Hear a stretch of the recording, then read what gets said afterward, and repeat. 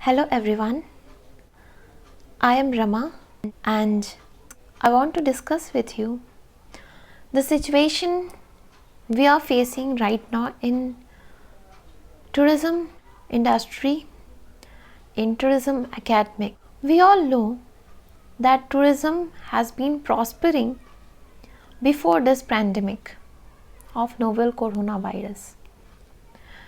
We have seen that lot of countries were dependent on tourism. Countries like Singapore, Middle East like Dubai, Australia, New Zealand, Nepal, Bhutan, Indonesia. Now, after this pandemic, what we could see like European country were affected a lot. After this great lockdown that occurred in almost all the countries, what we could find that entry and exit were blocked. People were allowed to stay wherever they were during that present situation, and ultimately this lockdown brought down the status of economic development. Tourism itself was contributing to approximately 9.2% of India's GDP and supported 42.673 million jobs, 8.1% of total employment. And there were further predictions that the annual growth rate would be like 6.9% to rupees 32.5 lakh crore by 2028. But in between, this great pandemic took place. Now the thing is, many of the organizations that are working on tour operations are facing the problem of economic crisis. They are facing the problem like they are trying to save their present employee. They are unable to give them proper salary, and because of this many employees are leaving tourism industry, so moving to some other industry, because ultimately they have to see their livelihood. Now this is the situation of industry. People are not getting salary on time. People are not getting proper facilities as they used to get earlier. Less and less number of bookings. In fact, after this lockdown also, very less number of travel are occurring. But there are certain reasons why. Travel cannot be stopped forever. This is true. What we can do is, we could start promoting the regional travel. We can start promoting domestic travel. According to a conference by FICCI, several topics were discussed, like what should we do right now after pandemic. They said we should promote domestic tourism.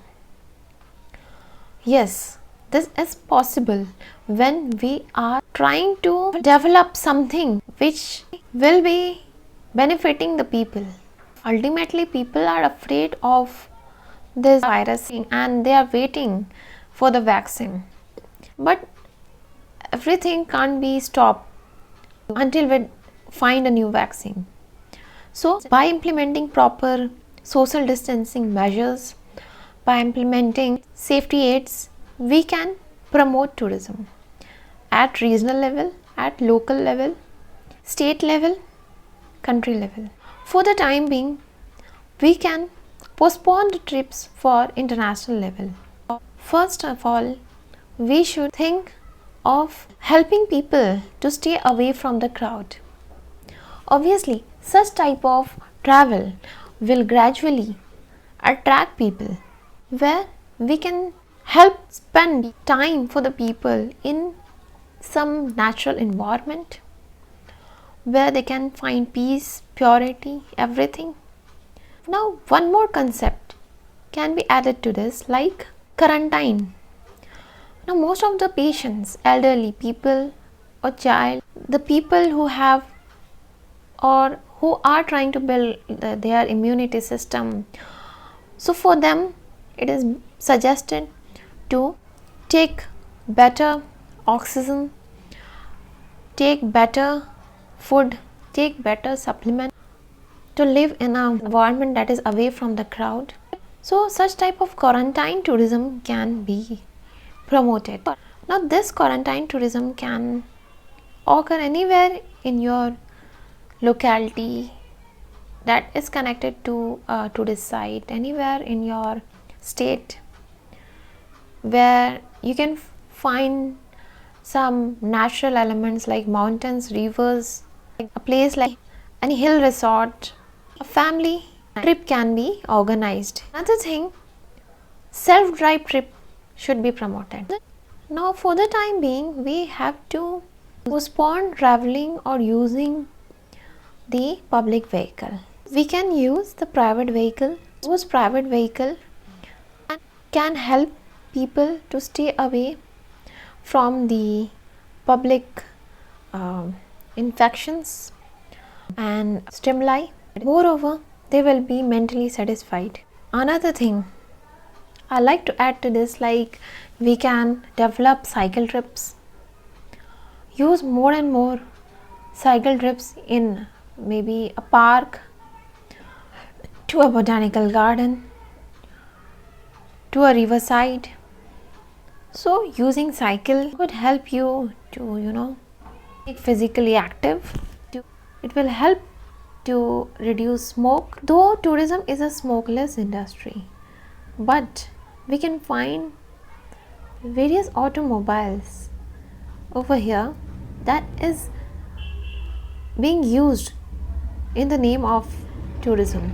Now why it is called smokeless industry? Because in order to manufacture a tourism product, a tour package, we don't require to burn anything, or that is not built in a factory to produce smoke. That was the concept. But ultimately this industry should give a message of using less and less number of vehicles. That will help reduce smog, as we could find in winter, especially in Delhi. After Deepavali you will find smog. So this problem can be reduced. Then comes ecotourism. Activities could be promoted. Adventure sports could be promoted. Adventure sports for the solo adventure tourist who like to travel alone or with 2 or 3 people. So ultimately we should avoid mass travel should be stopped for the timing. So what tourism industry can do, they can prepare some niche tourism packages during this time. They can prepare such packages that will add up to the existing policy, and this will be helping people more and more to spend their time as a holiday in some destination. Now what I mean to say is, like, we need to work on pricing policy as well. If we are charging the same as we were charging before the pandemic, obviously nothing can be done. People will be avoiding. So better product, better prices. Lowering down the prices of tour packages is important. Secondly, short packages. Short packages should be promoted by the tourism industry. We should provide some type of medical facilities to our tourists. At hand medical facilities for the elderly people who are at more risk of such viruses, or small children. They have weaker immunity system, it's said. So at hand medical facility should be provided to them, and that can be assured with a medical insurance with less price. This is about tourism industry. Now when I talk about the tourism academics, there are several travel writers, there are great academicians around the globe. I request all the academicians to bring out some ideas so that our education system can benefit through online or virtual platform. We know spending 12 hours in a classroom or in an institute is more effective than spending simply few hours on virtual platform. Why? Because we don't get such environment. we don't get some more interactive sessions. There are some type of disturbances. We can't concentrate all the time on our phone and laptop, not possible, because environment to environment matters a lot. An institutional environment can't be created at home, but one thing is for sure, that we can provide some virtual presence, virtual assessment for the students who are attending classes on an online basis.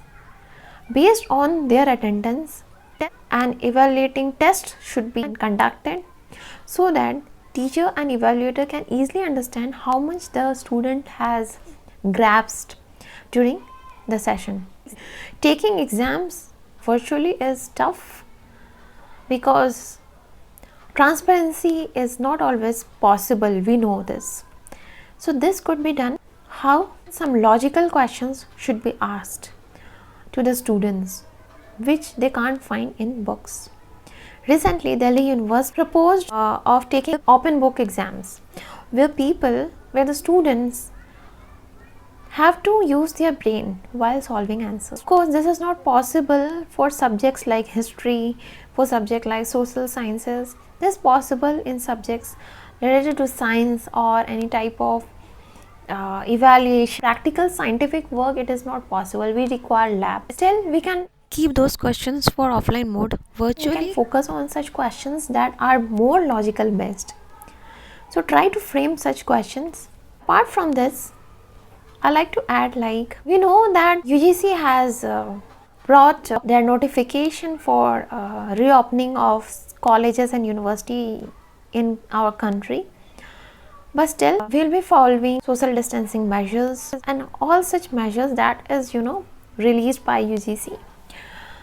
But we should not leave this virtual platform once we are in an offline platform. This online virtual platform could be used for extra classes time to time. This will help people to be more updated with their course content.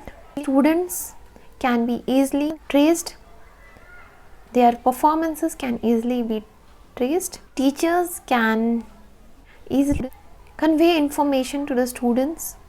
So what I mean to say, once we are back in our normal environment, this online teaching and learning activity should be continued. Suppose a holiday or online assessment could be given to students, because anything learned during this particular period of time should not be wasted.